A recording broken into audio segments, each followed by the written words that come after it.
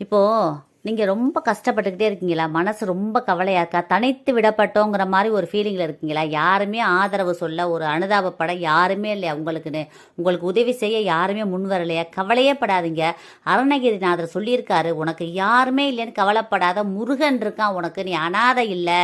முருகன் உனக்கு துணையா வருவான். முருகனுடைய வேல் இருக்கு, மயில் இருக்கு, முருகனே வந்து துணையா வருவாரு அப்படின்னு அருணகிரிநாதர் நமக்கு சொல்லியிருக்காரு. அதனால நீங்க எந்த சூழ்நிலையிலையும் தனியா இருக்கேன், யாருமே எனக்கு இல்ல, எனக்கு உதவி செய்ய யாருமே இல்லைன்னு கலக்கப்படாதீங்க, மனசு வருத்தப்படாதீங்க. முருகன் இருக்கான், அவனை நம்புங்க, அவன் பாதத்தை இறுக்க பிடிச்சுக்கோங்க. நீதான்ப்பா எனக்கு எல்லாம் வாழ்க்கையில, உன்னை இல்லாமல் நான் யாரிடத்துல போய் நிற்பேன்னு சொல்லி அவனை இறுக்க பிடிச்சுக்கோங்க. எல்லா விதத்திலையும் முருகன் துணைக்கு வந்து நிற்பான். உங்க வாழ்க்கையே தலைகீழா இருந்த வாழ்க்கைய நல்ல விதமாக மாற்றி மிகப்பெரிய பொருளாதார வசதி கொடுத்து உங்கள் வாழ்க்கையை பெரிய வெற்றி பாதையாக மாற்றி காமிப்பார் முருகப்பெருமான். உங்களுக்கு வாழ்க்கையில் மிகப்பெரிய கௌரவத்தை ஏற்றி கொடுப்பாரு.